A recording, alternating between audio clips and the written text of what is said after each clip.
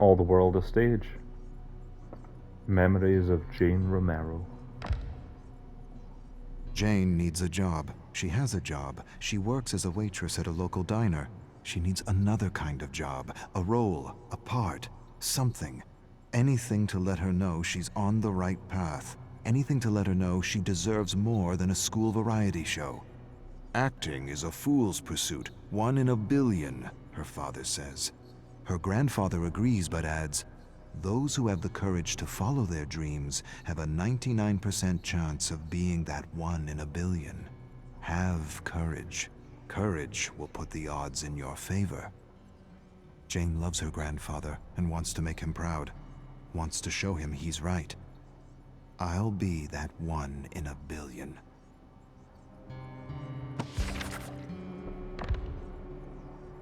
Mexican waitress speaks in Mexican and English with a Mexican accent.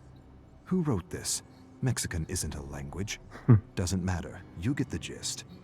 Her face grows warm with frustration. The accent isn't necessary. Why? Why the accent? Why can't it just be waitress? Waitress who speaks English? Why does the script need the waitress to be Mexican? Why is this important to the scene? Jane stares at the director, trying to understand his needs. It brings flavor. What does that mean? It doesn't bring flavor. It perpetuates a stereotype. Yet, Jane says nothing. She says nothing because she doesn't want to be blacklisted as a social justice warrior. Doesn't want to be called a complaining minority.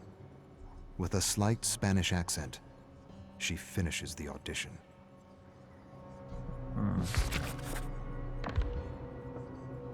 Jane shares a beer with her friend Dwayne.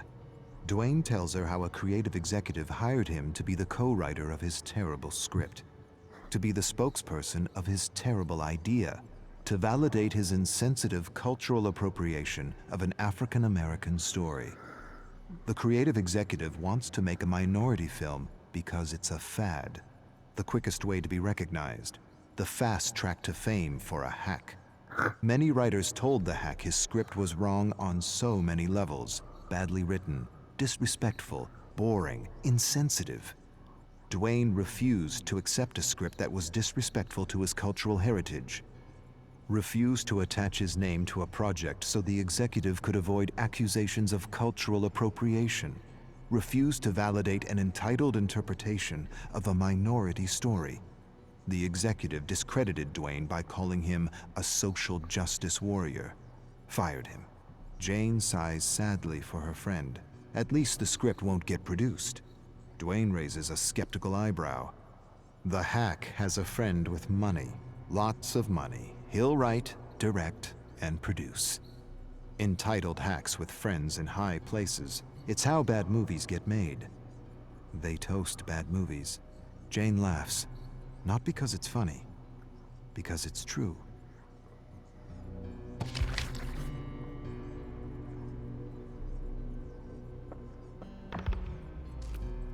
It's been months. She hasn't worked.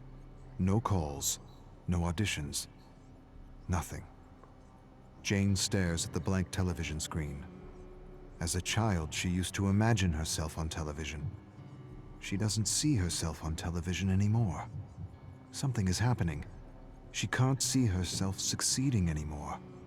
She wishes for her shot, her 1 in a billion shot, but scripts for her are few and far between, nothing beyond the stereotype. Her agent shouldn't care. He should put her forward for all the female roles in her age range. She can play any female role, lead or support, and yet she only gets auditions for the spicy Latina, or the funny immigrant, or the waitress with the accent, never just woman, American. That's all she wants.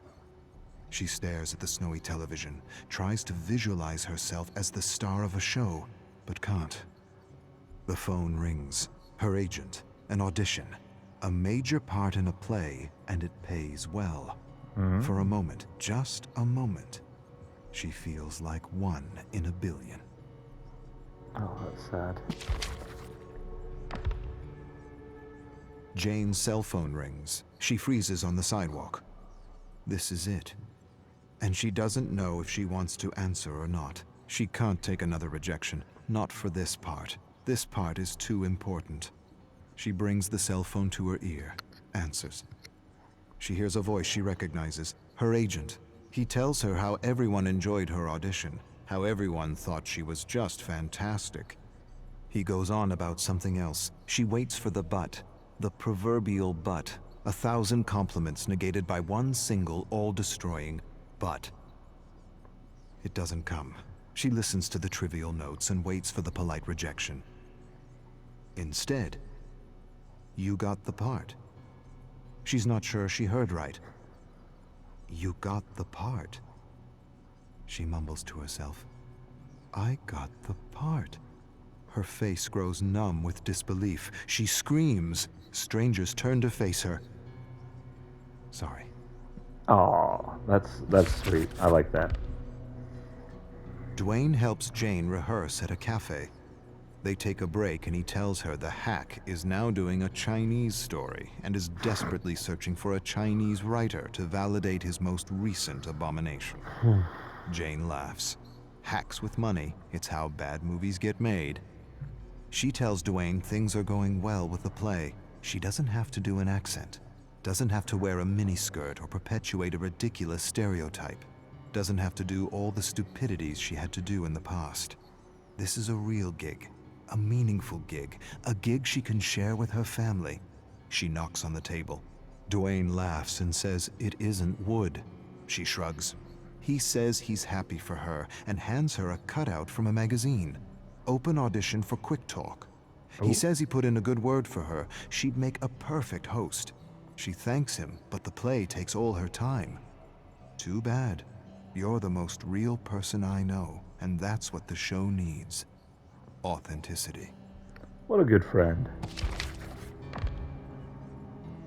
Last rehearsal before opening night, and she's nailed her role despite some last-minute changes to the script. She feels the adrenaline and a great sense of flow unlike anything she's ever experienced before. The director claps after the last line is delivered. He approaches her, tells her he's amazed, impressed, inspired, but he feels her character would work better with an accent. A what? The request undermines her, shatters her. Why? I don't understand. For giggles. It would be fun. The character doesn't need an accent. The character is fine without an accent. But it would add comic relief. Comic relief! That's what she is to this director, to the producers, to this industry. Comic relief. She stares at him, waits for him to burst out laughing, waits for him to say he's joking, waits for an apology that never comes. She sighs and feels the strength of her ancestors coursing through her veins, a strength that won't allow her to sell out, a strength that won't allow her to perpetuate a hurtful image of what it means to be an American. She shakes her head at the director. Find a comedian, asshole. She storms off stage. Those who follow their path beat the odds, even if the odds are 1,000,000,000 to 1. Bullshit. That's so sad. I'm excited for this. If I could do it right.